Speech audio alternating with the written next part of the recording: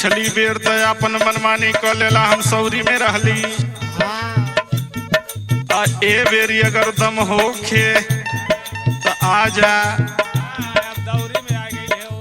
हाँ आवा तब पता चली। अच्छा भौजी बड़ा दूरे दूरे छटकत रहला। का कहा चाहते रे भौजी?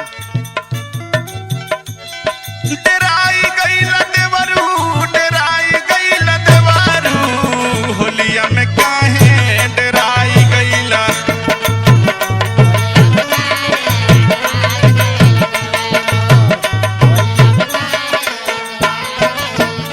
हे डेराई होलिया में काहे डेराई गइल?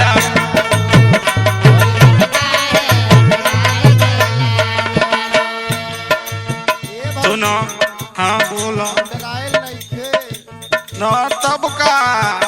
अब हम तनी जाती बाजारे मुर्गा अगर लेके आई तब बतावत। अच्छा तू रहे दा, आवा तोही के मुर्गा बनाइला। सुना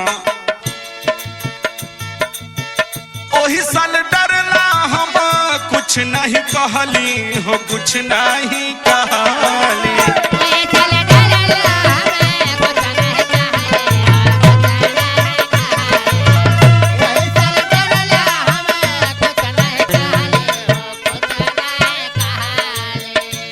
आके ओ साल पीछे धीरे से फुच से मार देला हमके। 1 घंटा बाद पता चलल कि तोही डार के गइला। हाँ तो भौजी अब अवधि बाजारे 36 डिग्री लेके। सुना धीरे से डरना हम समझे न पवली हो, समझे न पवली।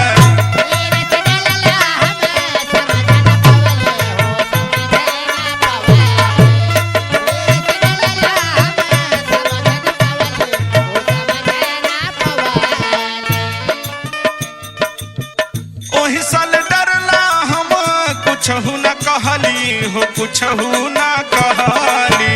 धीरे से डरला हम समझे न पवली हो, समझे न पवली।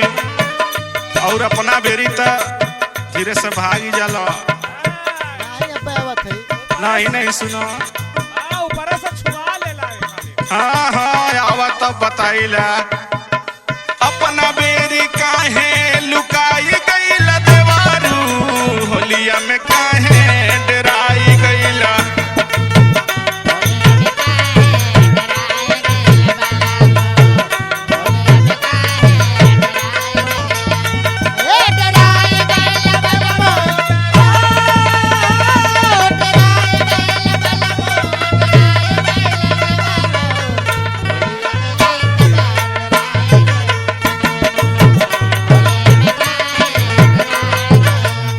और सुना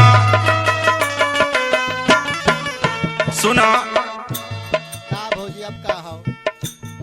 खाली बड़ी बड़ी बतिये करेला। हाँ का भैया? कैल डराई जनी ढेर बतियावा हो, ढेर बतियावा।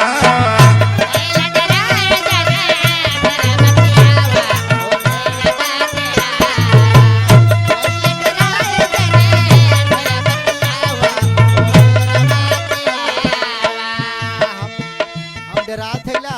नहीं अगर ना डरा थवा तो अंगना में आवा। आवत है भौजी एकदम सौदा बना के रखौते है अपन। दम होखे तनिको ता अंगना में आवा हो, अंगना में आवा।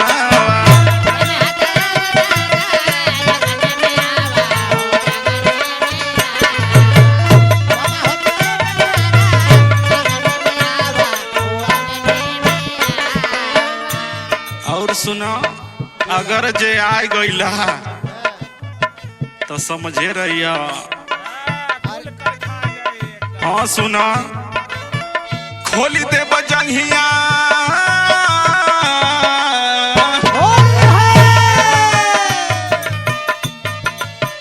खोली दे बजंगिया जे भेटाई गइल देवारू, होलिया में काहे डराई गइल?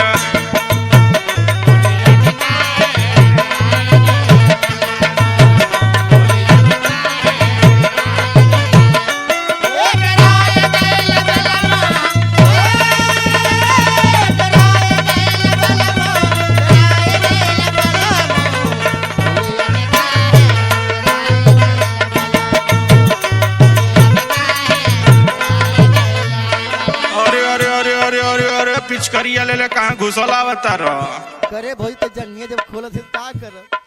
अरे तो बाबू वही नहीं समझा कि तोहार उम्र इतनी ना बा कि हमारे बराबरी तू डलवा लो। हाँ तो जंगिया नाई में गोटा पहिराला। हाँ तो लिंगोटा पहनल कर, जंगिया रही तो खुलिए जाई। अब ही बाट तो हर छोट पिचकारी हो, छोट पिचकारी।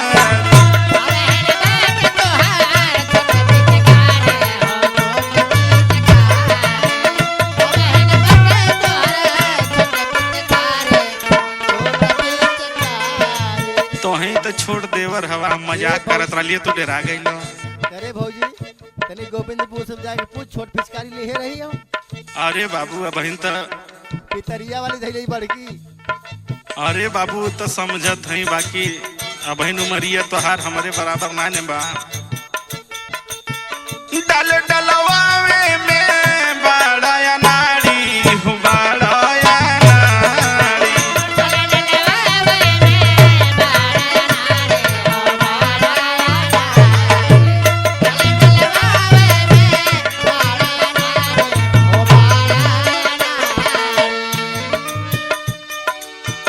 भाग न पैबा